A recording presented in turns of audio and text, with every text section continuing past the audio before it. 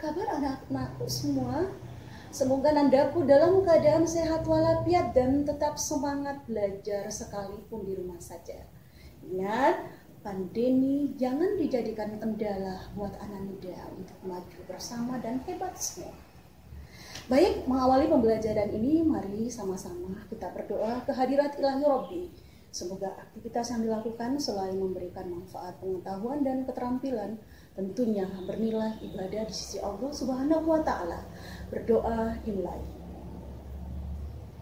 Baik, anak-anakku sekalian, pembelajaran hari ini terkait dengan analisis struktur dan kaidah kebahasaan pada sebuah teks eksplanasi. Jadi melanjutkan pembelajaran pada materi yang lalu tentang menemukan informasi dalam sebuah eksplanasi.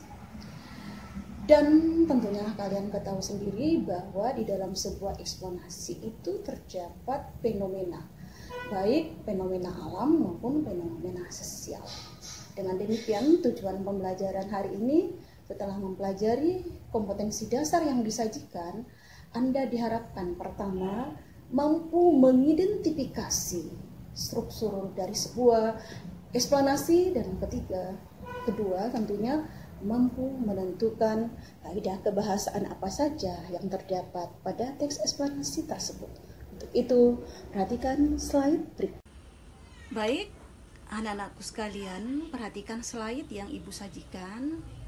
Secara struktur, teks eksplanasi itu terdiri dari pernyataan umum, di mana pernyataan umum itu berisi tentang fenomena terhadap sebuah kejadian, baik fenomena alam maupun fenomena sosial.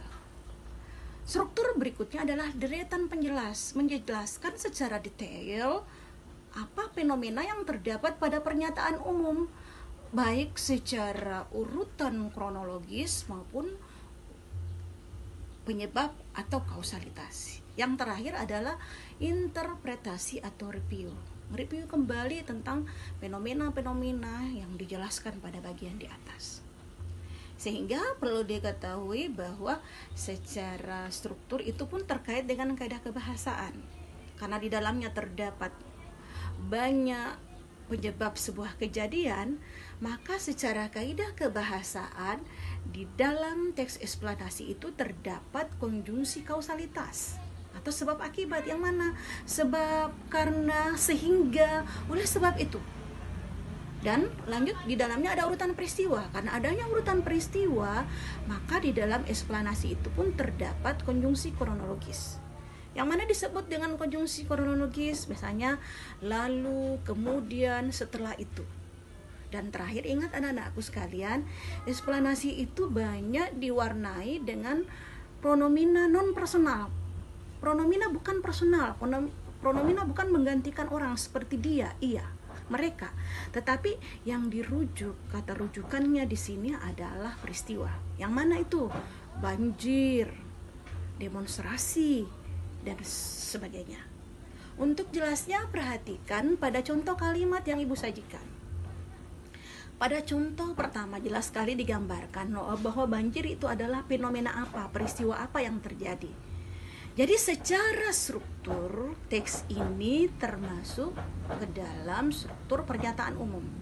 Namun di dalamnya juga mengandung unsur kaidah kebahasaan, ada kata sehingga. Berarti di dalamnya terdapat konjungsi kausalitas. Lanjut pada contoh berikut, di situ banyak menjelaskan deretan penjelas pada struktur kedua.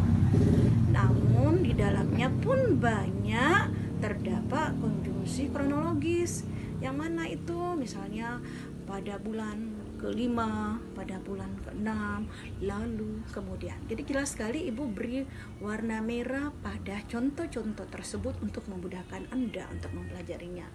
Untuk itu sekali lagi ingat anak-anakku, pelajari lagi dengan saksama struktur maupun kaidah kebahasaan dalam teks eksplanasi itu sendiri. Anak-anakku sekalian, demikianlah pembelajaran hari ini. Sebagai kesimpulan bahwa teks eksplanasi itu terdiri dari pernyataan umum, yang kedua adalah deretan penjelas, yang ketiga adalah interpretasi. Adapun unsur kebahasaan yang banyak terdapat dalam teks eksplanasi, yang pertama konjungsi kausalitas atau sebab akibat, yang kedua konjungsi kronologis urutan waktu, dan terakhir adalah pronomina non personal. Demikian materi pada hari ini, semoga memberikan manfaat. Mohon maaf atas segala kekurangan. Dan mari sama-sama menutup dengan mengucapkan doa. Alhamdulillahirrabbilalamin, wabillahi taufiq wal hidayah. Assalamualaikum warahmatullahi wabarakatuh.